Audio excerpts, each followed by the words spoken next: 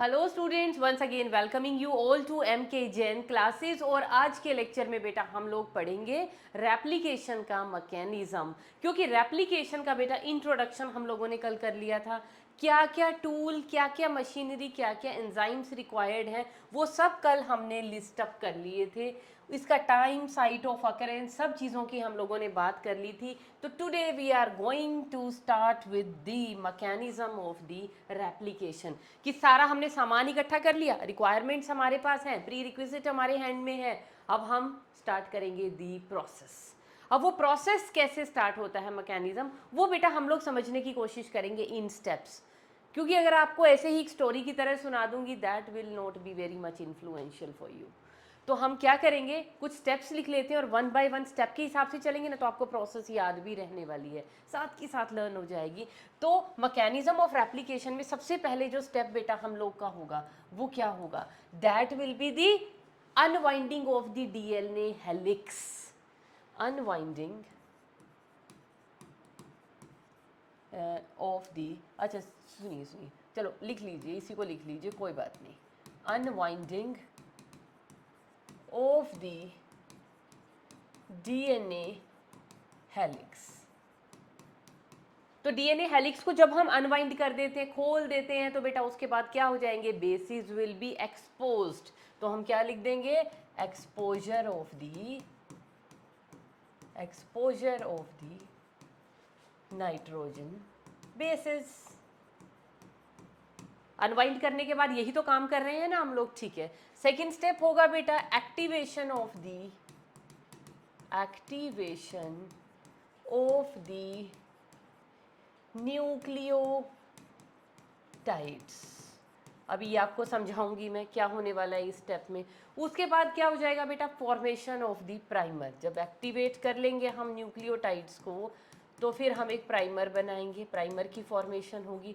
और प्राइमर बनने के साथ साथ ही क्या शुरू हो जाएगी बेटा, बेस पेयरिंग स्टार्ट हो जाएगी। और बेस पेयरिंग स्टार्ट होने के साथ साथ क्या हो जाएगा, न्यू डीएनए स्ट्रैंड्स बन जाएंगी। फॉर्मेशन ऑफ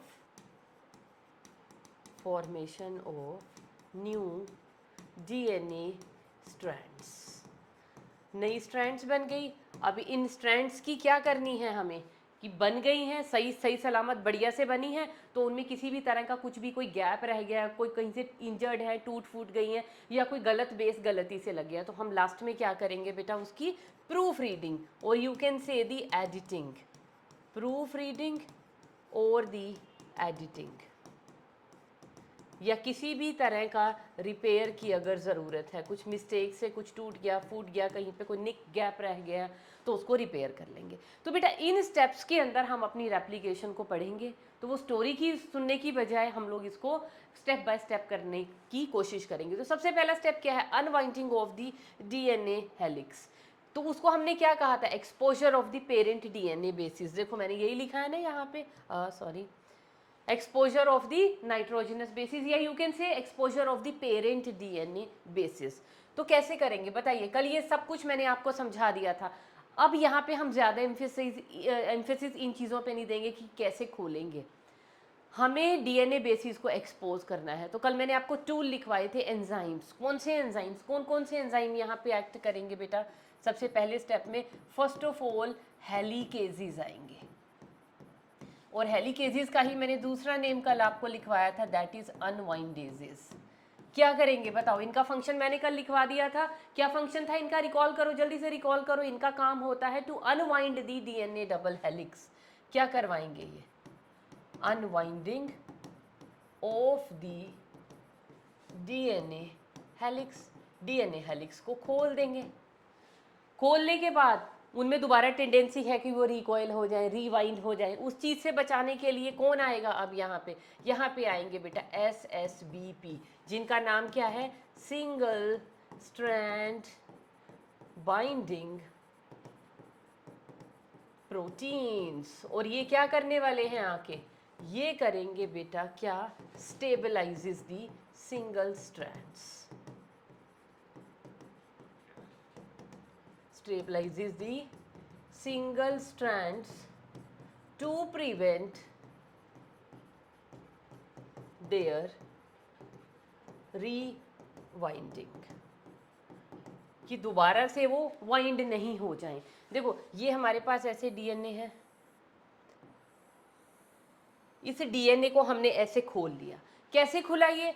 सबसे पहले हमने कौन से एंजाइम्स लगाए? हेलिकेजेस। और ये हेलिकेजेस और एसएसबीपीज कहाँ पे एक्ट करेंगे? रेप्लिकेशन स्टार्ट कर रहे हैं, और रेप्लिकेशन का स्टार्टिंग पॉइंट मैंने कल क्या लिखवाया था? ये सब कुछ कहाँ एक्ट करेंगे? एट ओरी, सी, या सिंपली ओरी भी लिख सकते हो आप, ORI। क्या होता है ORI? Origin of replication. तो डीएनए में जहां पे भी ओरिजिन ऑफ रेप्लिकेशन था, सपोज यहाँ पे, तो यहाँ पे हेलिकेजेस एंजाइम आके जुड़ गए, उन्होंने स्ट्रैंड को क्या कर दिया? एक तरह से ऐसे अनजिप कर दिया। ये ऐसे जिप लगी हुई थी और ये अनजिप हो गई, और ये दो स्ट्रैंड्स क्या हो गई? खुल गई आपस में।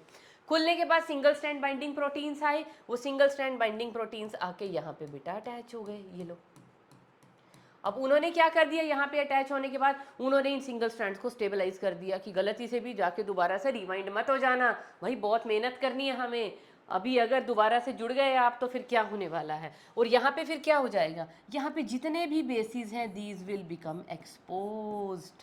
ये देखो यहाँ पे बेसिस क्या हो जाएंगे? एक्सपोज्ड। तभी तो मैंने लिखा exposure of the parent DNA basis.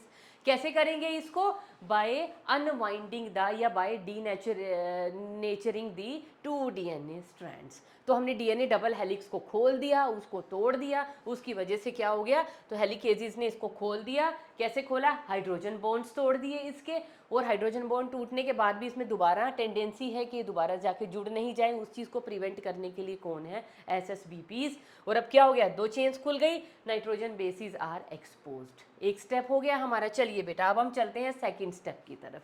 This is our second step, और सेकंड स्टेप हमें क्या बोलता है? और ये क्या था हमारे पास? This was our first step. तो रेप्लिकेशन हमने कहाँ स्टार्ट की? At ORI।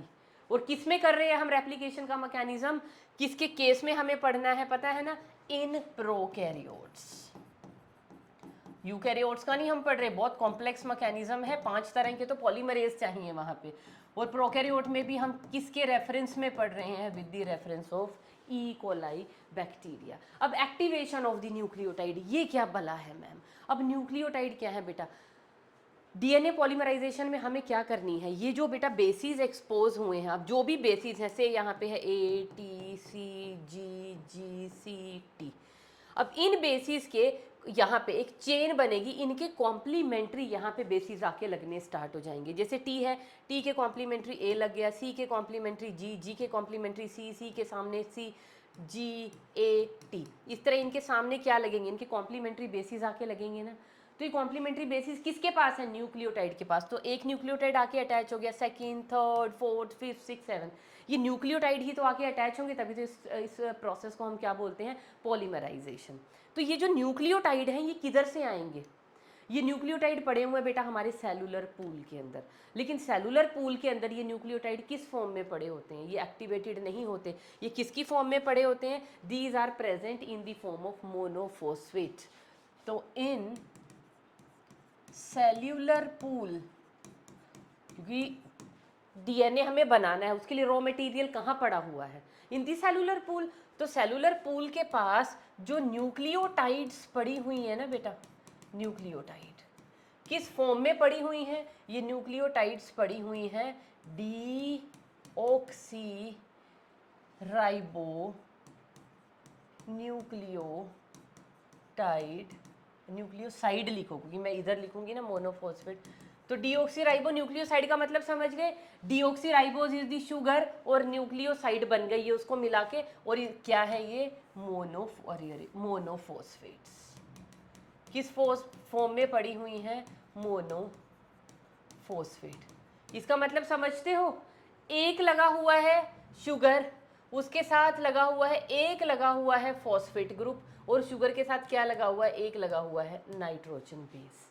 एक ही फॉस्फेट लगा हुआ है, इसीलिए वो क्या है? मोनोफॉस्फेट।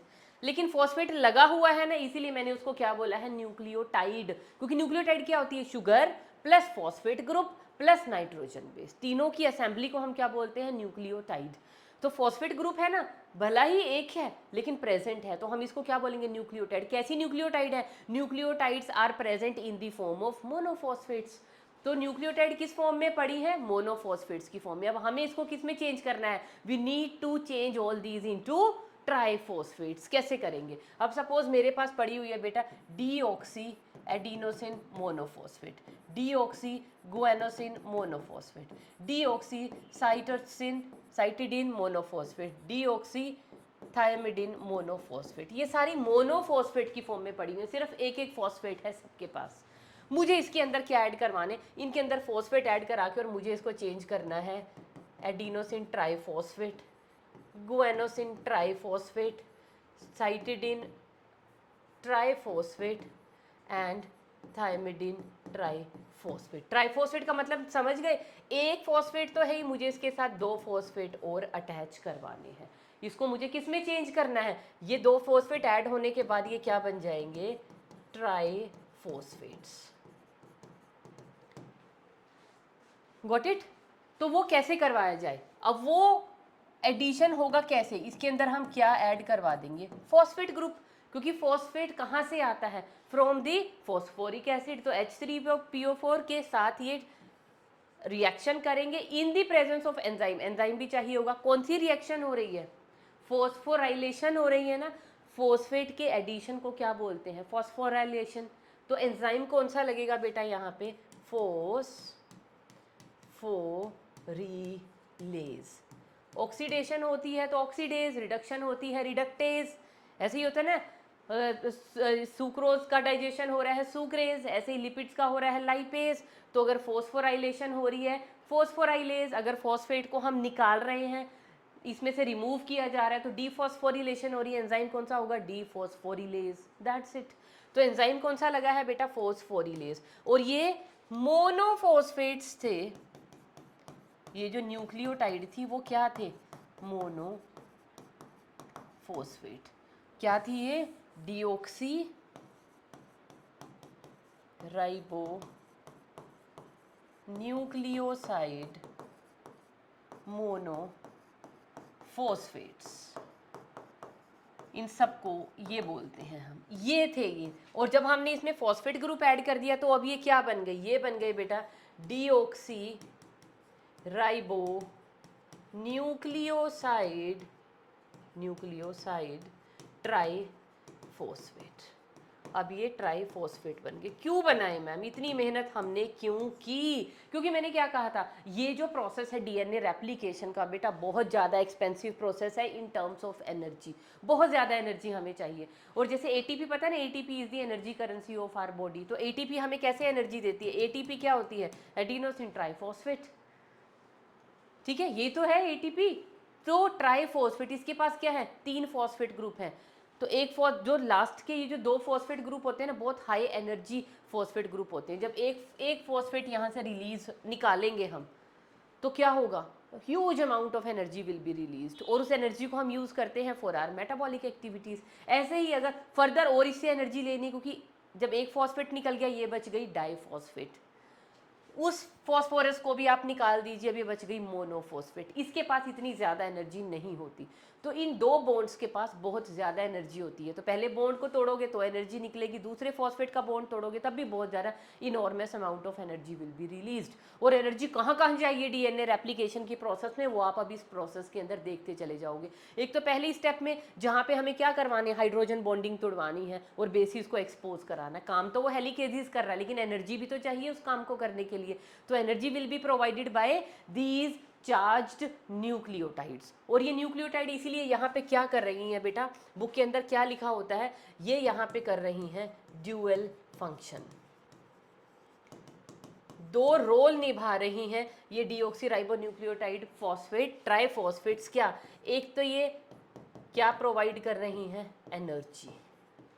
एनर्जी का रिच सोर्स, क्योंकि ट्राइफॉस्फेट बन गए ना, तीन फॉस्फेट आ गए, तो एक फॉस्फेट से एनर्जी, दूसरे से भी आप एनर्जी ले सकते हो, और एनर्जी भी इनके कोरस्पॉन्डिंग बहुत huge amount of energy release होती है जब भी कोई बॉन्ड ये फॉस्फेट हम यहाँ से निकालेंगे। तो एनर्जी का रिच सोर्स बन गए। दूसरा, these will act as the substrate. Substrate क्या होता है, रिएक्शन में जो रिएक्टेंट की साइड पे जिस चीज़ को ऐड करना है, मतलब जो रिएक्शन को चलाएगा, करवाएगा, मतलब रिएक्शन क्या हो रही है, न्यूक्लियोटाइड ही तो ऐड करने हैं, क्या करना है, न्यूक्लियोटाइड ऐड करने हैं। तो सबस्ट्रेट कौन हुआ, न्यूक्लियोटाइड, तो ये न्यूक्लियोटाइड ही तो है, तो ये सबस्ट्रेट की तरह भी एक्ट कर रहे हैं, इन्हीं को तो जोड़ना है हमें डीएनए की नई चेन बनाने के लिए, और साथ में ये क्या प्रोवाइड करेंगे, एनर्जी। तो इनका यहाँ पे क्या है, ड्यूअल रोल है। तो हमारी क्या हो गई, न्यूक्लियोटाइड चार्ज हो गई, किस फॉर्म में लग गई, ट्राइफॉस्फेट्स की फॉर्म में। अब बेटा इसके बाद हमारे पास नेक्स्ट क्या आ जाता है, this is our step number 3। देखो बेटा चेन अब हमारी खुल चुकी है, ये लो, ये है डीएनए का डबल हेलिक्स, यहाँ से थोड़ा टाइट हो जाएगा। टाइट क्यों हो जाएगा, मैंने कल बताया था ना, नीचे से खोलेंगे तो ऊपर वाली थ्रेड्स के अंदर क्या आ जाएगी बेटा, टेंशन आ जाएगी यहाँ पे, और ये हमारी क्या खुल गई ऐसे डीएनए की 2 स्ट्रैंड्स। ठीक है, अभी हम इतना ही खोलेंगे क्योंकि अभी इसको और बड़ा करना है हमें। तो पहले स्टेप में यहाँ पे आके क्या बाइंड हो गए बेटा, हेलिकेजेस ने इसको खोल दिया, और उसके अलावा यहाँ पे आके कौन बाइंड हो गए, सिंगल सेल बाइंडिंग प्रोटीन्स। तो इनको आप चाहें तो लेबल भी कर सकते हैं, क्या ये सिंगल स्ट्रैंड बाइंडिंग प्रोटीन्स। उसकी वजह से क्या हो गए बेटा, यहाँ पे ना बेसिस एक्सपोज हो गए।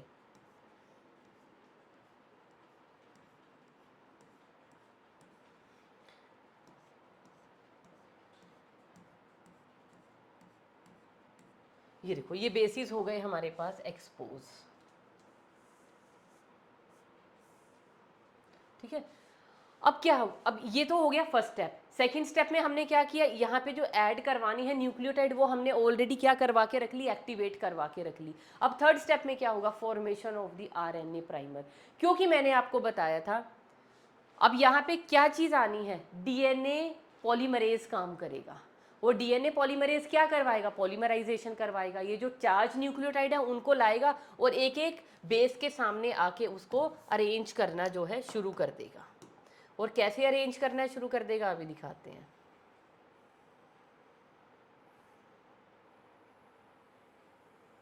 ये देखो, अब यहाँ पे सपोज बेटा बेस पेयर था ए, यहाँ पे है टी, ये है सी, ये है G, A C C T T जी।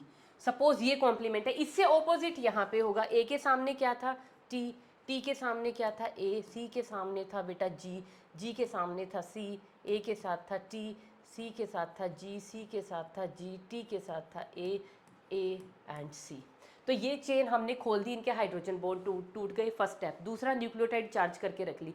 तीसरा स्टेप, हमें न्यूक्लियोटाइड की क्या करवानी है, बेस पेयरिंग। यहाँ लाना है, ए के सामने हमें टी लगाना है टीटीपी, टी के सामने हमें एटीपी लगाना है, क्योंकि टी के साथ कौन पेयर करेगा ए के साथ कौन पेयर करेगा टी, सी के साथ जी, जी के साथ सी।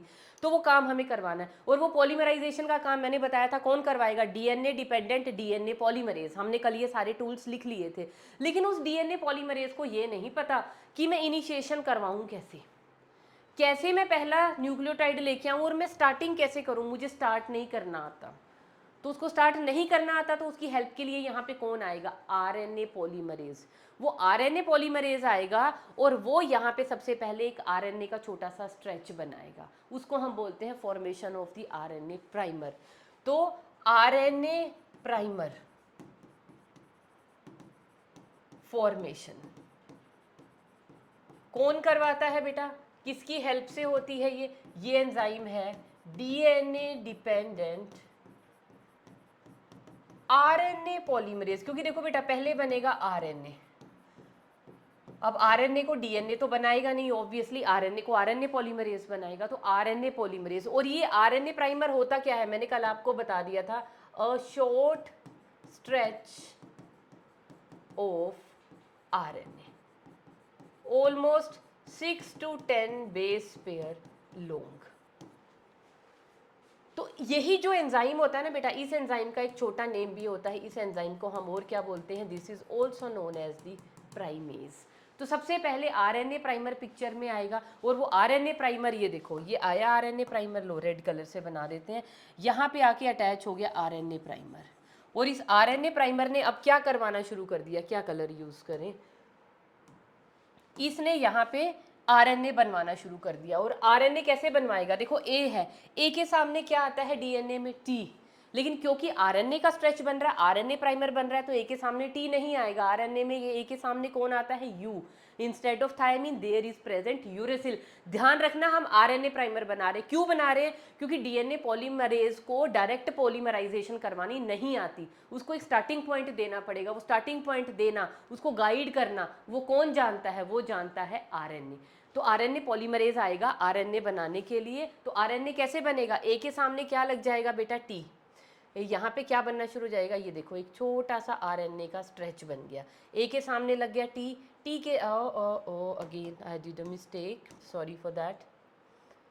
आरएनए में कभी भी टी नहीं आता है, यू। टी के सामने ए, सी के सामने जी, जी के सामने सी, ए के सामने यू। बस इतना आरएनए का स्ट्रेच बहुत है। तो ये आरएनए का स्ट्रेच बन गया। अब सबसे बड़ा झोल यहाँ पे क्या है कि अगली न्यूक्लियोटाइड आएगी, यहाँ पे अटैच होगी। पर मुझे कैसे पता कि यहाँ अटैच होगी? क्योंकि मैंने आपको पोलैरिटीज़ नहीं बताई हैं बेटा। इस डीएनए की चेन, मैंने बताया था ना, डीएनए की जो डबल हेलिक्स होती है उसकी जो 2 स्ट्रैंड्स होती हैं, दीज आर एंटी पैरेलल। अब एंटी पैरेलल कैसे हैं बेटा? ये वाली जो स्ट्रैंड है ये है 3 प्राइम से 5 प्राइम, और ये वाली है, इसकी पोलैरिटी है 5 प्राइम टू 3 प्राइम। तो 2 चेन्स हैं, एंटी पैरेलल चल रही हैं। और एक चीज याद रखना, पॉलीमरेज कोई भी हो बेटा, whether it is DNA polymerase और इट इज आरएनए पॉलीमरेज, वो पॉलीमराइजेशन मैंने आपको पहले ही बताया था किस डायरेक्शन में करवाएगा? Always in the direction 5 prime to 3 prime, 5 से 3 प्राइम की तरफ ही। क्यों? क्योंकि 3 प्राइम पे एक फ्री फंक्शनल ग्रुप होता है, और वो फ्री फंक्शनल ग्रुप पे क्या अटैच होते रहेंगे? नए न्यूक्लियोटाइड, और कहीं अटैच हो ही नहीं सकते। नया न्यूक्लियोटाइड हमेशा कहाँ अटैच होगा? जहाँ पे कोई फ्री फंक्शनल ग्रुप होगा उसको एक्सेप्ट करने के लिए। फ्री फंक्शनल ग्रुप कहाँ पे प्रेजेंट है? 3 प्राइम एंड पे OH प्रेजेंट होता है। कल मैंने बताई थी आपको ये सभी चीजें, सो तो नहीं रहे थे ना कल जब पढ़ रहे थे लेक्चर? ये देखो, 3 प्राइम एंड पे क्या प्रेजेंट होता है? OH group. ये एक न्यूक्लियोटाइड है, this is the another nucleotide. तो इस न्यूक्लियोटाइड के भी 3 प्राइम एंड पे OH है, इधर भी 3 प्राइम एंड पे OH है। तो 2 न्यूक्लियोटाइड कैसे जुड़ती हैं? इसका 3 प्राइम एंड किसको अटैच करवा लेता है? इस न्यूक्लियोटाइड के फॉस्फेट के साथ क्या बना लेता है? Phosphodiester bond. 2 न्यूक्लियोटाइड जुड़ गई। ऐसी 3rd 4th 5th 6th 7th 8th, ये सारा काम कौन करवाता है? Polymerase enzyme. तो अगर आरएनए का स्ट्रेच बन रहा है तो आरएनए पॉलीमरेज, डीएनए का स्ट्रेच बन रहा है तो डीएनए पॉलीमरेज। Got it? और ये डीएनए डिपेंडेंट हैं दोनों पॉलीमरेज। आरएनए पॉलीमरेज का नेम मैंने क्या लिखा है? डीएनए डिपेंडेंट, क्योंकि वो डीएनए की टेम्पलेट को पढ़ के उसे पता कौन कौन से बेस लगाने हैं। It is dependent on DNA. Similar, DNA polymerase भी हवा में नहीं ले आएगा, लाओ जी आने दो टीटीपी, आने दो एटीपी, ऐसे नहीं करेगा। उसको पता है टेम्पलेट स्टैंड पे जो जो बेस है उसके कॉम्प्लीमेंट्री बेस वाली न्यूक्लियोटाइड मुझे कैरी करनी है। Got it? इसीलिए हम इनको क्या बोलते हैं? DNA dependent. तो बेटा यहाँ पे हम कहाँ पहुँच गए? हाँ, ये तो बन गया बेटा आरएनए का स्ट्रेच। और किस डायरेक्शन में बनेगा? देखो क्या मैंने सही डायरेक्शन में बनाया है। और आरएनए का स्ट्रेच किसने बनाया? ये रेड कलर का जो आरएनए क्या है ये? दिस इज, इसका भी नेम लिख देते हैं बेटा। ये क्या था? ये जो आरएनए है ये क्या आके अटैच हुआ? This is RNA polymerase. और आरएनए पॉलीमरेज का ही दूसरा नेम क्या है? प्राइमेज। आप इसको ऐसे भी लिख सकते हो। और बना क्या है बेटा? बना है, ये जो चेन बनी है ये क्या है? This is the RNA primer. हमने एक प्राइमर बना लिया। कौन सी दिशा में बनाया? ये 3 प्राइम टू 5 प्राइम एंड चल रहा है, तो ये कौन सी होगी? Antiparallel. 5 prime to 3 prime. क्या हम सही जा रहे हैं? नई न्यूक्लियोटाइड कहाँ ऐड होगी? 3 प्राइम, क्योंकि जब पहली न्यूक्लियोटाइड आके लगी तो उसके पास क्या प्रेजेंट था? 3 प्राइम एंड पे उसके पास OH प्रेजेंट था। तो अगली आरएनए की न्यूक्लियोटाइड आई, अटैच हो गई 3 प्राइम पे, फिर इसका 3 प्राइम जनरेट हो गया, फिर इसके 3 प्राइम पे ये आके लग गई, इसका 3 प्राइम जनरेट हो गया, इसका हो गया, इसका हो गया। तो ऐसे 6 to 10 बेस पेयर लोग हमारे पास एक लंबा सा क्या बन गया? RNA primer. ओके, ठीक है मैम, इधर का तो समझ में आ गया। अब इधर आ जाइए। अब इधर क्या हो रहा है? ये वाली चेन की पोलैरिटी देखो बेटा, इट इज 5 प्राइम और ये क्या है? 3 प्राइम। अब इस पे हम पॉलीमराइजेशन कैसे करवाएंगे? मेरे कुछ बेचारे समझदार बच्चे क्या कहेंगे? मैडम इधर से हो जाओ ना शुरू, क्या दिक्कत है? नहीं हो सकते बेटा, क्योंकि अगर मैं इधर से बनाऊंगी तो वो चेन मेरे पास क्या बनने वाली है? 3 प्राइम टू 5 प्राइम। और ऐसी कोई चेन बनती ही नहीं है, क्योंकि पॉलीमरेज इस डायरेक्शन में काम करता ही नहीं है। पॉलीमरेज को काम करने के लिए क्या चाहिए? 3 प्राइम पे फ्री OH चाहिए, और वो OH इधर है। तो ये चेन इधर से इधर तो बनेगी नहीं, इसका मतलब ये ऊपर से नीचे बनेगी। तो डायरेक्शन क्या हो जाएगी, वही डायरेक्शन जिस डायरेक्शन में डीएनए पॉलीमरेज को काम करना आता है। तो बेटा ये वाली चेन कहाँ से बननी शुरू हो जाएगी, इधर से। ये है 3 प्राइम एंड। तो 3 प्राइम से अब यहाँ पे क्या होने वाला है, यहाँ पे जो ये आरएनए प्राइमेज है, ये आरएनए पॉलीमरेज यहाँ आके अटैच हो गया।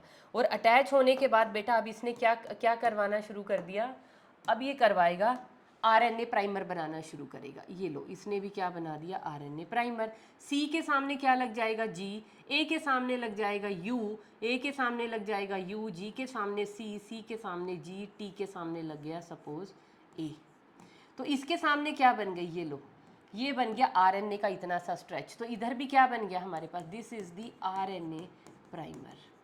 और ये रेड कलर का बेटा हम लोग क्या बना रहे हैं, दिस इज द आरएनए, ये क्या है, this is RNA polymerase enzyme, जिसने ये पॉलीमराइजेशन करवाई है। तो दोनों साइड प्राइमर बन गए। प्राइमर बनने से क्या फायदा हुआ, पहले यहाँ भी डायरेक्शन देखो, ये 3 प्राइम एंड है तो इसके सामने वाला ये क्या होगा, 5 प्राइम। ये 5 प्राइम एंड है तो ये वाला एंड कौन सा होगा बेटा, 3 प्राइम। तो 5 प्राइम से 3 प्राइम एंड में ही चल रहा है काम, बिल्कुल सही दिशा में पॉलीमरेज बढ़ रहा है। वो बढ़ेगा भी सही दिशा में, उल्टी दिशा में वो बढ़ता ही नहीं। अगर हम इधर से बनाते तो वो आप अपनी तरफ से बना रहे होते, आरएनए पॉलीमरेज नहीं बना रहा होता। अब क्या होगा, ठीक है, प्राइमर्स बन गए। प्राइमर से क्या फायदा हुआ, प्राइमर के बनने से ये फायदा हुआ बेटा कि ये जो 3' OH, यहाँ पे भी 3 प्राइम एंड पे क्या प्रेजेंट है, OH, एक फ्री OH ग्रुप पड़ा हुआ है। अब क्या करेगा, अब आरएनए प्राइमर के बाद बेटा कौन पिक्चर में आ गया, अब पिक्चर में आ गया डीएनए पॉलीमरेज। और ये डीएनए पॉलीमरेज अब क्या करवाना शुरू कर देगा, पॉलीमराइजेशन। और पॉलीमराइजेशन से क्या होगा, बेस पेयरिंग स्टार्ट हो जाएगी।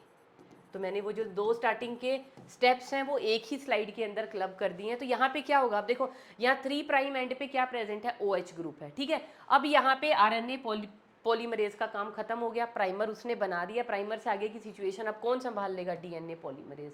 डीएनए पॉलीमरेज अब क्या करेगा, कौन सा बेस आ गया, सी के ऑपोजिट लाके किसको लगा देगा, GTP को। तो यहाँ पे कौन सा बेस लग जाएगा, यहाँ पे लग जाएगा बेटा G, सी के सामने क्या लग जाएगा, G, टी के सामने लग जाएगा A। ध्यान रखना अब डीएनए बन रहा है, टी के सामने लग जाएगा A, सी के सामने लग जाएगा G। तो ये क्या बन गई, ये चेन ऐसे आगे बढ़ जाएगी।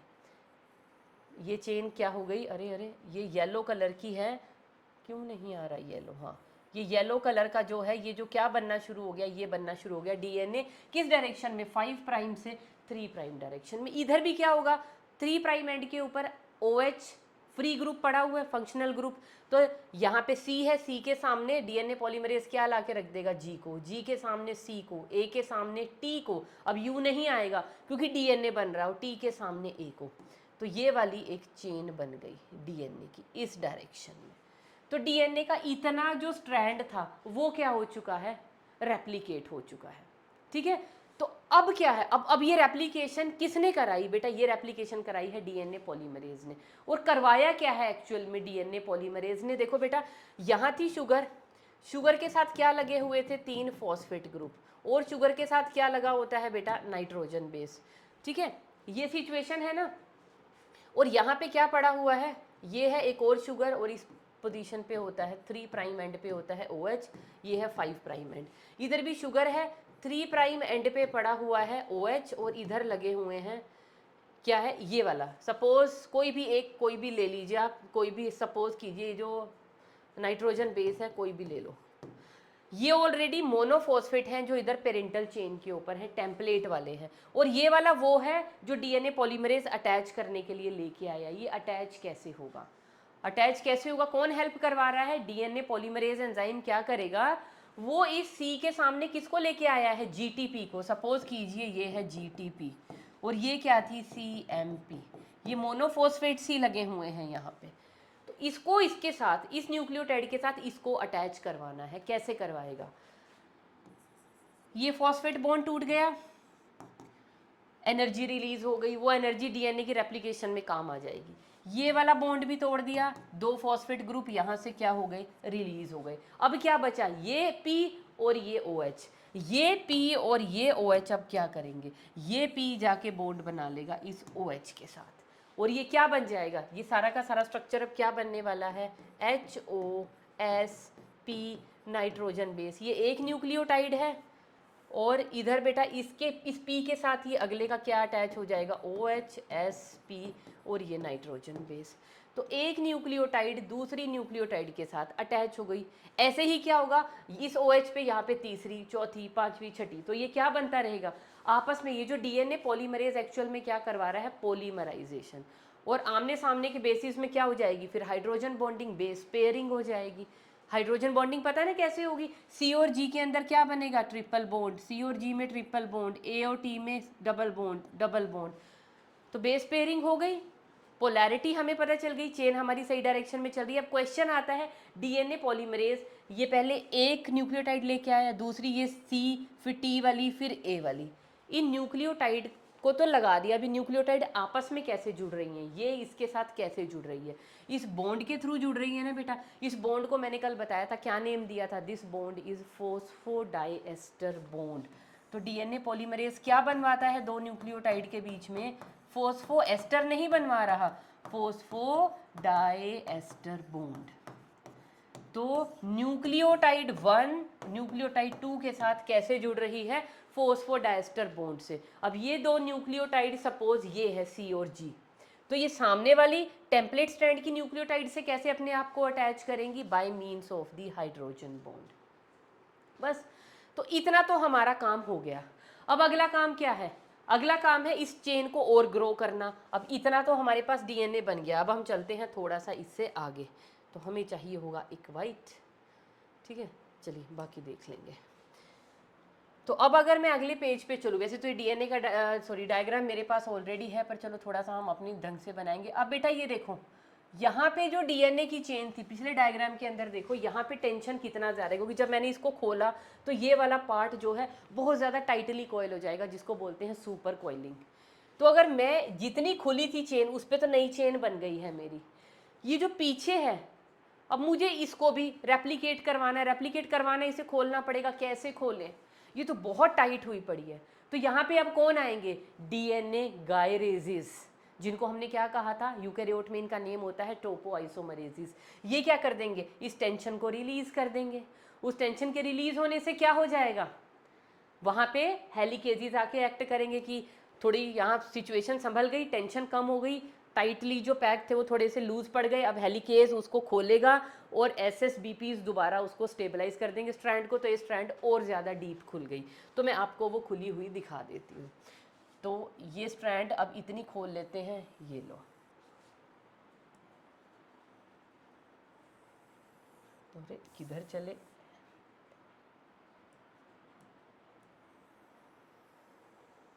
ये देखो अभी पीछे हमारे पास क्या हो चुका है, पीछे वाले डायग्राम के अंदर देखो बेटा, हमने इतनी स्ट्रैंड की क्या करवा ली थी, रेप्लिकेशन। ठीक है, चलो इधर भी करवा लेते हैं। तो वो रेप्लिकेशन कैसे हुई थी, यहाँ पे हमारे पास क्या बना था, इतना बना था RNA प्राइमर, इधर भी हमारे पास इतनी स्ट्रैंड थी, इधर हमने क्या बनाया था, प्राइमर। ये जो पिंक कलर से बना रहे हैं बेटा, ये है प्राइमर, ये है प्राइमर। प्राइमर मीन्स RNA का छोटा सा टुकड़ा हमने बना रखा है। उसके बियॉन्ड क्या बना था, उसके बियॉन्ड सारा का सारा हमारे पास क्या बन गया था, DNA।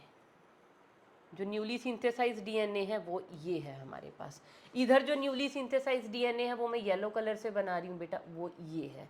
डायरेक्शंस क्या है हमारे पास, डायरेक्शंस हैं बेटा हमारे पास, ये है 3 प्राइम, ये है 5 प्राइम, इधर ये है 5 प्राइम और ये है 3 प्राइम एंड, इधर भी ये है 3 प्राइम, ये है 5 प्राइम, और ये वाली जो सिचुएशन है 5 प्राइम टू, मतलब जो नए वाली बन रही है वो 5 to 3 बननी चाहिए, 5 to 3 बननी चाहिए। तो इतना तो हमने काम ऑलरेडी करके रखा हुआ है। अब ये जो और खुल गई, इतनी तो हमने पहले करवा ली ना, देखो इतना स्ट्रेच हमने, इतना, ये येलो कलर का नया DNA बन गया, इधर येलो नया DNA बन गया, ये प्राइमर था पिंक, इधर भी प्राइमर था पिंक, ये देखो पिंक वाले प्राइमर आ गए, येलो वाली नई स्ट्रैंड। अब ये उससे ऊपर हमने और खोल दी है। तो यहाँ पे किस किस ने काम किया है, पहले तो लिख देते, सबसे पहले यहाँ पे कौन काम करेंगे, DNA गायरेजेस, जो टेंशन रिलीज करेंगे, टेंशन रिलीज करने के बाद फिर हेलिकेजेस इस चेन को खोल देंगे, और चेन को खोलने के बाद यहाँ पे तीसरे नंबर पे कनेक्ट करेंगे बेटे SSBPs, ये खुली हुई चेन को स्टेबलाइज कर देंगे। अब क्या होगा? कुछ भी नहीं होगा। इस डायरेक्शन में तो DNA पॉलीमरेज लगा हुआ है, लगा हुआ है, लगा हुआ है, क्या कराता रहेगा? यहाँ पे जो जो भी बेस एक्सपोज्ड होंगे उनके कोरेस्पॉन्डिंग यहाँ पे लाके न्यूक्लियोटाइड लगाता रहेगा, लगाता रहेगा, लगाता रहेगा, और ये चेन लंबी होती होती होती होती जितने बेस खुले हुए हैं वहाँ तक ये चेन ग्रो करती चली जाएगी। ये लो, तो एक बार प्राइमर लगा था, उसके बाद DNA पॉलीमरेज जितनी ये खुलती जा रही है, बेस एक्सपोज होते जा रहे हैं, DNA पॉलीमरेज OH एंड पे लगाता जा रहा है, 3' एंड पे नई न्यूक्लियोटाइड, नई न्यूक्लियोटाइड, नई न्यूक्लियोटाइड, ये और खुल जाएगी और इसको आगे बढ़ा देगा। प्रॉब्लम हो गई इस डायरेक्शन में, हमने इतना प्राइमर बनाया था क्योंकि इतनी ही चेन खुली हुई थी, प्राइमर बनाया, हमने DNA की चेन बना ली। अब मैम ये नया हिस्सा खुल गया, ये तो DNA और खुल गया पीछे से। अब सिचुएशन हम फिर वहीं खड़े हुए हैं, ये 3' एंड है, ये 5' एंड है। अब यहाँ से हमें दोबारा नहीं स्टार्ट करना आ रहा हमारे DNA पॉलीमरेज को कि मैं कैसे स्टार्ट करूँ, तो क्या करवाना पड़ेगा हमें दोबारा से? हमें दोबारा से बेटा यहाँ पे क्या बनवाना पड़ेगा? अगेन एक और नया प्राइमर। ये फिर हम क्या बनाएंगे? हमने बना दिया एक नया प्राइमर। ये लो, क्या किया हम लोगों ने? हमने बना दिया नया प्राइमर। ये लो, ये बन गया प्राइमर। और प्राइमर के बाद कौन काम करेगा? इसके बाद बेटा जहाँ तक RNA प्राइमर बन गया, उसके बाद हमारे DNA पॉलीमरेज को पता है कि क्या करना है, वो एक नई चेन फिर बनाना शुरू हो जाएगा। ये लो, कहाँ से बनाएगा? ये जो बेस एक्सपोज पड़े हुए हैं, ये जो एक्सपोज बेस थे, इनके सामने तो बन गया RNA पिंक कलर का, उसके बियॉन्ड सारा का सारा क्या बन गया? हमारा DNA। अब फिर ये चेन अगर और खुलेगी तो फिर क्या होगा? ये वाली तो ऐसे ही कॉन्टिन्यूसली ग्रो करती चली जाएगी, लेकिन इधर साइड क्या होगा? अब ये इतना बन चुका है, जितना खुला था उतना रेप्लिकेट हो गया। अब ऊपर जब और नया खुलेगा, वहाँ के लिए फिर एक नया प्राइमर बनेगा। तो ये बन क्या रही है? जो वाई शेप आपके पास स्ट्रक्चर आया है, इस वाई शेप स्ट्रक्चर को हम क्या बोलते हैं बेटा? This is known as the replication fork. अभी तक कितनी रेप्लिकेशन फोक बना ली हमने? ये बनी थी फर्स्ट रेप्लिकेशन फोक, जिसका सबूत है ये हमारे पास पहली DNA की चेन आ गई। फिर दूसरी रेप्लिकेशन फोक बनी, ये इसी वाली स्ट्रैंड पे ये दूसरा प्राइमर बन गया। अब तीसरी बार खुलेगा तो तीसरा प्राइमर बनेगा, मतलब रेप्लिकेशन फोक नंबर 3 बन गई यहीं पे। समझ में आ गया? तो अब हमें क्या करना है, थोड़ी सी एक चीज़ समझनी है। इस वाली स्ट्रैंड पे जो टेम्पलेट स्ट्रैंड थी, टेम्पलेट क्या होती है? पेरेंट वाली स्ट्रैंड, जो थी 3' से 5' डायरेक्शन में, इस वाली स्ट्रैंड के ऊपर जो नया DNA बन रहा है, वो देखो वो कैसे बन रहा है? कॉन्टिन्यूसली। बस एक बार प्राइमर बनाया, उसके बाद ज़रूरत नहीं, कॉन्टिन्यूसली DNA पॉलीमरेज अपना काम कर रहा है। तो ये वाली स्ट्रैंड को, इस वाली टेम्पलेट स्ट्रैंड को हम क्या बोलते हैं बेटा? This is known as the leading strand. और लीडिंग स्ट्रैंड कैसी होती है? ये होती है कॉन्टिन्यूअस स्ट्रैंड। क्यों? क्योंकि इसके ऊपर क्या बन रहा है? फटाफट से ये देखो कॉन्टिन्यूअस सिंथेसिस हो रही है इस टेम्पलेट के ऊपर। लेकिन ये वाली जो टेम्पलेट है, अब ये इसको तो मैंने बोला 3' to 5', इसको क्या बोलोगे? इसको भी 3' to 5'। नहीं बेटा, पोलैरिटीज कहाँ से रीड की जाती हैं? नीचे से। तो इस वाली स्ट्रैंड को मैंने बोला, वाइट वाली को 3' to 5', तो ये वाली पेरेंटल स्ट्रैंड क्या हुई? 5' to 3'। अब 5' to 3' को हम क्या बोलेंगे? This is the lagging strand. और इस लैगिंग स्ट्रैंड के ऊपर जो नई DNA की स्ट्रैंड बन रही है, क्या वो कॉन्टिन्यूसली बन रही है? नहीं, स्ट्रेचेस में, फ्रैगमेंट्स में बन रही है। पहले DNA का इतना फ्रैगमेंट बना, फिर आगे खुली, इतना फ्रैगमेंट बन गया, आगे खुली, अब नंबर 3 फ्रैगमेंट बन जाएगा, ऐसे ही आगे खुलेगी एंड सो ऑन। तो इसीलिए यहाँ पे जो DNA का सिंथेसिस हो रहा है वो कैसा हो रहा है बेटा? डिसकॉन्टिन्यूअस सिंथेसिस हो रहा है। किसका? DNA का। तो इस स्ट्रैंड को हम क्या बोलते हैं? Discontinuous strand. और ये जो DNA के ये जो स्ट्रेच बन रहे हैं, ये जो फ्रैगमेंट्स हैं, इन फ्रैगमेंट्स को हम क्या बोलते हैं? क्योंकि DNA यहाँ स्ट्रेचेस में बन रहा है, पहले इतना बना, दूसरे नंबर पे इतना बना, थर्ड में और बन जाएगा, तो इन स्ट्रेचेस ऑफ DNA को हम बोलते हैं बेटा ओकाज़ाकी फ्रैगमेंट्स। क्योंकि सबसे पहले इनको किसने ऑब्जर्व किया था? ओकाज़ाकी ने। तो उनको ऑनर देने के लिए हमने इनका नेम रख दिया ओकाज़ाकी फ्रैगमेंट्स। तो यहाँ पे एक चेन क्या है? लैगिंग, एक है लीडिंग। लीडिंग कौन सी है? जिस पे कॉन्टिन्यूस सिंथेसिस हो रहा है। लैगिंग कौन सी है? जिस पे डिसकॉन्टिन्यूस सिंथेसिस हो रहा है। डिसकॉन्टिन्यूस सिंथेसिस हो रहा है मीन्स पीसीज में हो रहा है। ईच पीस को हम क्या बोलते हैं? ओकाज़ाकी फ्रैगमेंट बोलते हैं। समझ में आ गया? यहाँ पे एक बार प्राइमर की ज़रूरत थी, यहाँ हर बार जितनी चेन खुलेगी हर बार एक नए प्राइमर की ज़रूरत पड़ेगी। तो क्या अब आप इसको डिफ्रेंशिएट कर सकते हो लीडिंग और लैगिंग स्ट्रैंड को? और क्या चीज़ है? इस स्ट्रैंड के लिए जो कॉन्टीन्यूअस सिंथेसिस हो रहा है नए डीएनए का, उसके लिए जो टेम्पलेट थी वो क्या थी? 3 प्राइम टू 5 प्राइम। और जहाँ पे डिसकॉन्टीन्यूअस सिंथेसिस हो रहा है इसका पेरेंटल टेम्पलेट स्ट्रैंड की पोलैरिटी क्या थी? 5 प्राइम टू 3 प्राइम। इसमें एक बार प्राइमर बना, इसमें हर बार प्राइमर बनेगा। ये कॉन्टिन्यूअस बनती है, ये डिसकॉन्टिन्यूअस बनती है। इसको लीडिंग स्ट्रैंड बोलते हैं, इसको लैगिंग स्ट्रैंड बोलते हैं। और इसके जो फ्रेगमेंट्स उनको ओकाज़ाकी फ्रेगमेंट बोलते हैं, और यहाँ पे ओकाज़ाकी फ्रेगमेंट एब्सेंट होते हैं। 5 डिफरेंस तो मैंने ही बता दिए, तो ये डिफरेंसेस आप टेबुलेट करने की कोशिश करेंगे। ठीक है, तो ऐसा कुछ स्ट्रक्चर दिखाई दे रहा है। ये हमारा पेरेंट डीएनए, ये आगे खुल चुका है। अब ये और यहाँ से ऐसे आके और ये ऐसे खुल जाएगी, तो इतना हिस्सा और एक्सपोज हो जाएगा। यहाँ फिर एक नया प्राइमर बनेगा और आगे नई डीएनए की चेन। यहाँ प्राइमर बना हुआ था चेन, यहाँ प्राइमर बना हुआ था डीएनए की चेन, और इस पे तो एक बार प्राइमर बना, उसके बाद कॉन्टिन्यूअस सिंथेसिस होती चली जा रही है। तो ये वाली कॉन्टिन्यूअस सिंथेसिस, ये डिसकॉन्टिन्यूअस, ये कौन सा डायग्राम है? अपनी एनसीईआरटी का डायग्राम है। यहाँ पे ये देखो जो डीएनए बन रहा है पिंक कलर से, वो कैसे बन रहा है? टुकड़ों में बन रहा है, फ्रेगमेंट्स में बन रहा है। इन फ्रेगमेंट्स को मैंने क्या नेम बताया? Okazaki fragments. क्या डायरेक्शन होती है ओकाज़ाकी फ्रेगमेंट्स की? अगर कोई पूछे क्या पोलैरिटी होती है? 5 to 3। कॉन्टिन्यूअस स्ट्रैंड की क्या होती है? 5 to 3, क्योंकि पॉलीमरेज काम ही इस डायरेक्शन में करते हैं, 5 प्राइम टू 3 प्राइम। तो कभी भी पोलैरिटी उल्टी मत करना, whether it is continuously synthesizing strand or discontinuously synthesizing strand, the polarity of both are 5 prime to 3 prime, क्योंकि पॉलीमरेज इसी डायरेक्शन में काम करना जानता है। तो बेटा नई डीएनए स्ट्रैंड तो बना दी, बट आप क्या सेटिस्फाइड हो इन नई डीएनए स्ट्रैंड से? ये कैसा डीएनए बना है? इसमें कहीं कहीं पे आरएनए बैठा हुआ है, यहाँ पे तो बहुत ही जगह आरएनए बैठा हुआ, और खुली होती तो और जगह बैठा होता। और दूसरा ये देखो, ये बीच बीच में से टूटी हुई है, यहाँ पे क्या प्रेजेंट है? सॉरी, यहाँ टूटी हुई है, यहाँ पे टूट जाएगी, गैप्स प्रेजेंट हैं। ये मैम कॉन्टिन्यूअस स्ट्रैंड तो नहीं बनी, और ये कॉन्टिन्यूअस बन रही है, तो इस पे ये पिंक कलर का आरएनए क्या कर रहा है? These are not new strands. तो इनको क्या करना पड़ेगा? अब हमें इसको प्रॉपर प्योर डीएनए की स्ट्रैंड बनाना है। कैसे बनाएंगे? सबसे पहले हम क्या करेंगे? ये प्राइमर्स को रिमूव करेंगे। प्राइमर रिमूव कर दिया, अब माना मैंने ये प्राइमर रिमूव कर दिया, क्या होने वाला उसके बाद क्या बन जाएगी? ये खाली जगह बन जाएगी। अब क्या करें? अब डीएनए का इसके कोरेस्पॉन्डिंग तो डीएनए बना ही नहीं, तो हमें कुछ ऐसा एंजाइम लाना पड़ेगा जो इस प्राइमर को भी हटा दे, और इस प्राइमर की जगह साथ के साथ जो न्यूक्लियोटाइड बेसिस यहाँ पे एब्सेंट है उनको डीएनए वाले न्यूक्लियोटाइड बेसिस यहाँ पे लगा दे। अभी तो आरएनए वाले लगे हुए थे ना, कौन से लगे हुए थे? राइबो न्यूक्लियोटाइड लगे हुए थे, उनको हटा दे और उनकी जगह डीऑक्सी राइबो न्यूक्लियोटाइड लगा दे।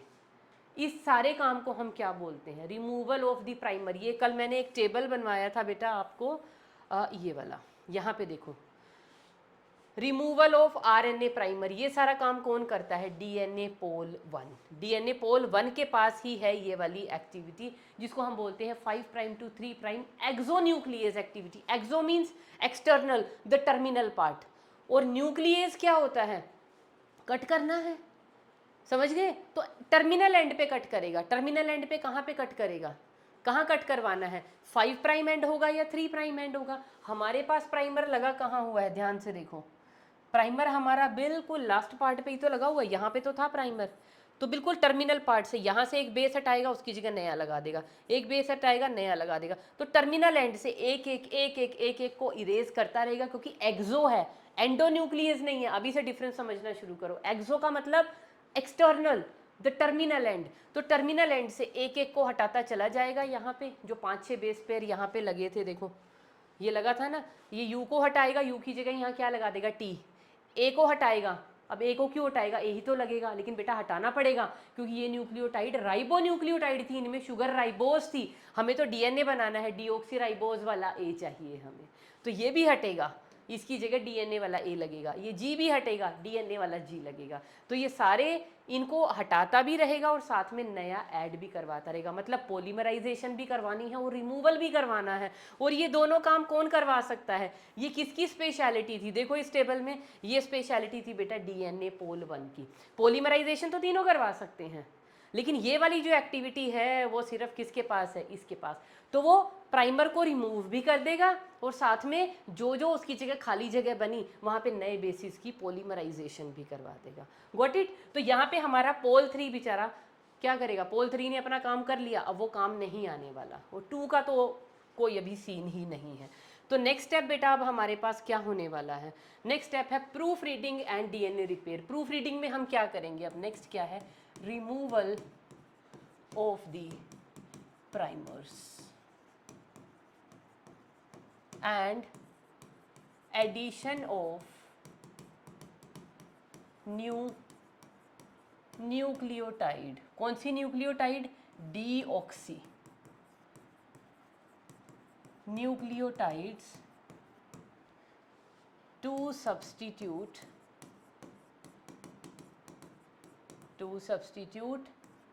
राइबो डीऑक्सी राइबो न्यूक्लियोटाइड्स कर लेना, डीऑक्सी राइबो न्यूक्लियोटाइड्स को रिप्लेस कर दे, राइबो न्यूक्लियोटाइड को रिप्लेस कर देंगे किससे, डीऑक्सी राइबो न्यूक्लियोटाइड से। और ये सारा का सारा काम प्राइमर को रिमूव करवाने का काम और नई न्यूक्लियोटाइड ऐड करवानी है, राइबो न्यूक्लियोटाइड की जगह डीऑक्सी राइबो न्यूक्लियोटाइड ऐड करवानी है। ये दोनों के दोनों काम कौन करवा देगा, डीएनए पोल 1, क्योंकि डीएनए पोल 1 के पास क्या है, 5 prime to 3 prime exonuclease activity. क्या मैंने डायरेक्शन ठीक लिखी है, पोलैरिटी, ये देखो पोलैरिटी 5 से 3 ही तो जाएगा, पहले ये वाला बेस निकालेगा, फिर ये फिर ये फिर ये, 5 से 3 की तरफ ही चल रहा है, समझ गए। तो इसको हम क्या बोलते हैं, ये हो गया हमारा। और उसके बाद है डीएनए रिपेयर्स। अच्छा अब ये देखो रिपेयरिंग में क्या काम आएगा। अब यहाँ पे तो ठीक है, ये प्राइमर हटाया, इसकी जगह नया बन गया, मतलब नई चेन बन गई डीएनए की। अब इन दो चेन को जोड़ना भी तो है, यहाँ पे भी इस प्राइमर को रिमूव किया, इसको रिमूव किया, इनकी जगह नई चेन्स तो बन गई डीएनए की, लेकिन उन डीएनए की चेन को इसके साथ जोड़ना, इसको इसके साथ जोड़ना, इसको इसके साथ जोड़ना, इनको अब आपस में यहाँ गैप्स भी तो क्रिएट होंगे ना, इन गैप्स को कौन रिपेयर करेगा, ये सारा का सारा रिपेयर वर्क बेटा कौन करता है, डीएनए रिपेयर।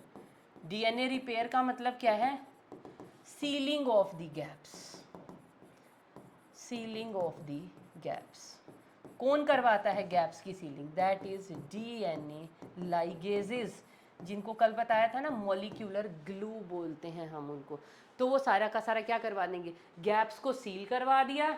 प्राइमर्स हमारे हट चुके हैं, यहाँ से ये भी हट गया, ये भी हट गया, ये भी हट गया, और इनकी जगह क्या आ जाएगा हमारे पास, नई डीएनए की यहाँ येलो कलर की नई चेन, ये कंप्लीट बन गई, ये हट गया है, यहाँ भी येलो आ गया है, ये हट गया है, यहाँ भी येलो आ गया, जो गैप थे वो भी सील किए जा चुके हैं। तो ये भी क्या बन गया, एक कॉन्टीन्यूअस डीएनए का चेन बन गया। तो क्या हुआ, कॉन्टीन्यूअस नई 2 डॉटर स्ट्रैंड्स बन गई, दैट्स इट, यही तो था रेप्लिकेशन। और रेप्लिकेशन में क्या है, तो समझ आ गया, ये था पूरा रेप्लिकेशन का प्रोसेस बेटा। और जो मैंने आपको टूल और मशीनरी लिखवाई है ना, वो भी मैंने उस ऑर्डर में ही लिखवाई है कि जब आप उसको पढ़ेंगे तो बेटा वो उसी ऑर्डर में लिखा है कि सबसे पहले एंजाइम क्या करेंगे, खोलने वाले एंजाइम लिखे थे, हेलिकेज अनवाइंड करेंगे, ये स्टेबलाइज करेंगे, टोपोआइसोमरेज का काम इनके बाद आने वाला है, ठीक है, क्योंकि पहले खुलेगा उसके बाद ही तो टेंशन आएगी, जब दूसरी बार खोलना है तब उस टेंशन को फेस करना है, तो तीसरे नंबर पे ये एक्ट करेगा, इसके बाद दोबारा फिर ये गॉट इट। फिर जी ये खुलने के बाद किसका काम आ जाएगा, पॉलीमरेज में, इनका पॉलीमरेजेस का, और पॉलीमरेज में सबसे पहले किसका काम आता है, आरएनए पॉलीमरेज का, वो प्राइमर बना देगा। प्राइमर बनाने के बाद किसका काम आ जाएगा, डीएनए पॉलीमरेज का, नई न्यूक्लियोटाइड ऐड करवा देगा, वो हो गया। अब रिमूवल ऑफ प्राइमर करना है, वो सारा काम भी ये पॉलीमरेज की मैंने आपको टाइप्स लिखवाई हुई थी, ये सारी टाइप कर लेंगी, पोल 1 कर लेगा। उसके बाद अब हमारे पास क्या आ गया बेटा, लाइगेजेस। लाइगेजेस का काम क्या है, टू सील दी गैप्स। तो इस टूल और मशीनरी में ही मैंने आपको सारा कुछ एक तरह से डीएनए रेप्लिकेशन करवा दिया था। आज सिर्फ हम लोगों ने क्या पढ़ा है, मैकेनिज्म। और बेटा इस सारी चीज़ों को जोड़ने के लिए हमारे पास यूट्यूब पे एक बहुत अच्छा 3D एनिमेशन वीडियो भी अवेलेबल है, और आपकी सहूलियत के लिए बेटा मैं भी उस वीडियो को लेके आई हूँ। अगर आप उसको देखना चाहते हैं तो बेटा ये वीडियो है हमारे पास, you can just go through this video of the DNA replication. ये जितना भी हमारा टॉपिक है वो सारा का सारा बेटा यहाँ पे जुड़ जाएगा। देखो ये डीएनए की हमारी 3D डबल हेलिक्स है, और ये हेलिक्स के अंदर हमें क्या दिखाए हुए हैं, these are the nitrogen bases की पेयरिंग दिखाई हुई है, और ये कलर कोड दिया हुआ है हर एक को। कैसे दिया हुआ है अभी पता चलेगा। देखो सबसे पहले हेलिकेजेस ने इसको सीधा कर दिया, जहाँ भी ब्लू दिखेगा सी है, जहाँ ग्रीन दिखेगा जी है, जहाँ ये डार्क वाला ग्रीन दिखेगा ए है, और ये रेड दिखेगा तो टी है। तो सब में यही 4 कलर्स हैं, तो आप समझ जाना कलर कोड से कौन सा किसके साथ है। तो हेलिकेजेस ने एक्ट किया, वो जो ऐसे ट्विस्टेड थी वो सीधी हो गई। सीधी होने के बाद अब नेक्स्ट क्या होगा देखिए, अब इस पे और ई सी को पहचाना जा रहा है। ये दोनों ट्रेंड और क्या, दोनों स्ट्रैंड्स क्या हैं, both are antiparallel to each other. 5 to 3, इधर वाली 3 to 5। ये आए बेटा हेलिकेजेस एंजाइम। तो इस तरह से डीएनए के स्ट्रैंड को खोलते चले जाएंगे, और ये क्या बन रहा है हमारा रेप्लिकेशन फोक। और रेप्लिकेशन फोक में क्या हो गए, ये बेसिस एक्सपोज्ड हैं। अभी नए एक्सपोज्ड बेसिस के ऊपर क्या होने वाला है, अब सबसे पहले क्या बनेगा, प्राइमर का फॉर्मेशन होने जा रहा है। अभी देखिए ये क्या लग गया, primase enzyme, RNA, DNA dependent RNA polymerase, वो लग गया, और उसने आरएनए के बेसिस लगाई। ये देखो ये सारे बेसिस, यहाँ आया था ना आरएनए के, आरएनए प्राइमर लग गया, और आरएनए प्राइमर बनने के बाद बेटा अब आया DNA polymerase. DNA polymerase primer के बाद बाकी का एडिशन कौन करवा देगा, हमारे पास डीएनए पॉलीमरेज। देखो अब ये नए जो बेसिस लगेंगे वो डीएनए के बेसिस लगेंगे, और ये स्ट्रैंड जो है आगे से आगे, आगे से आगे, आगे से आगे ग्रो करती चली जाएगी। कौन सी स्ट्रैंड है, लीडिंग स्ट्रैंड। इसके ऊपर क्या होगा, कॉन्टिन्यूअस एडिशन होता चला जाएगा। प्रॉब्लम आने वाली है अब नीचे वाली स्ट्रैंड में, अभी वहाँ पे भी आ रहा है, वहाँ तक पहुँच रहा है ये वीडियो। तो ये तो ऊपर वाली है, देखो खुलते जाएंगे, नए ऐड होते जाएंगे, खुलती जा रही है चेन, नए ऐड होते जा रहे हैं, होते जा रहे हैं, तो non stop continuous synthesis. Problem है यहाँ पे, पहले ये इतनी खुली थी, आरएनए प्राइमर बना, इतना बन गया। तो ये जो एक, ये देखो इधर पहले एक प्राइमर ऑलरेडी बना हुआ है, ये नया बना है, फिर यहाँ पे इतनी आगे खुल गई, यहाँ फिर प्राइमर बनेगा, और प्राइमर के बाद फिर क्या होगी, नई चेन बनेगी। तो एवरी टाइम नया प्राइमर बनेगा और नई चेन बनेगी। और ये जो छोटे छोटे फ्रैगमेंट्स बन रहे हैं, इन फ्रैगमेंट का नेम अभी आया था, इनको क्या बोला था, ओकाज़ाकी फ्रैगमेंट्स। तो प्राइमर तो वही बनाएगा प्राइमेज, बाकी का सारा एडिशन कौन करवा रहा है, डीएनए पॉलीमरेज। ये देखो दोबारा से फिर क्या आ गया, एक नया प्राइमर बना, प्राइमेज लगा, प्राइमर हटा, और उसके बाद डीएनए पॉलीमरेज आएगा, वो क्या करवा देगा, पॉलीमराइजेशन। तो ऐसे बेटा सारा का सारा काम चलता चला जाएगा। उसके बाद क्या होगा, प्राइमर्स का रिमूवल होगा, और प्राइमर का रिमूवल कौन करवाएगा, एक्सोन्यूक्लिएज। ये सारे प्राइमर्स हटा दिए जो आरएनए थे बीच में, और उनकी जगह पॉलीमराइजेशन का काम भी खुद ही कर देता है। It act as the DNA polymerase also, exonuclease ही।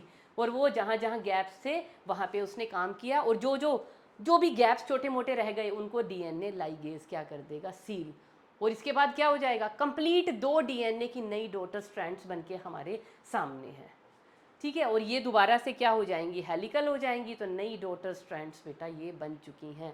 तो डीएनए का इतना अच्छा 3D एनिमेशन हम लोगों के पास है, लेकिन बेटा इसको देखने का फ़ायदा सिर्फ कब है, इसको देखने का फ़ायदा है अगर हमने ये प्रोसेस ऑलरेडी अपना सारा पढ़ लिया है। तो इतने अच्छे ढंग से बेटा बहुत स्टेप वाइज मैंने आपको डीएनए रेप्लिकेशन पढ़ाया है। तो जितनी मेहनत मैंने की है उतनी मेहनत आप भी करेंगे। इस वीडियो को जहाँ पे नहीं समझ आता पॉज कीजिए, फिर भी कुछ नहीं समझ आता जस्ट आस्क मी इन दी कमेंट बॉक्स। लेकिन स्टेप बाई स्टेप, अगर आपको बोर्ड वाले स्टूडेंट्स को भी अगर एग्जाम के अंदर 5 मार्क्स में डायरेक्ट ही क्वेश्चन आ रहा है तो बेटा कहानी लिखने की ज़रूरत नहीं है, just right it down in the form of points जैसे मैंने लिखवाया है। ठीक है, तो बेटा this was all about the DNA replication. Have a good day.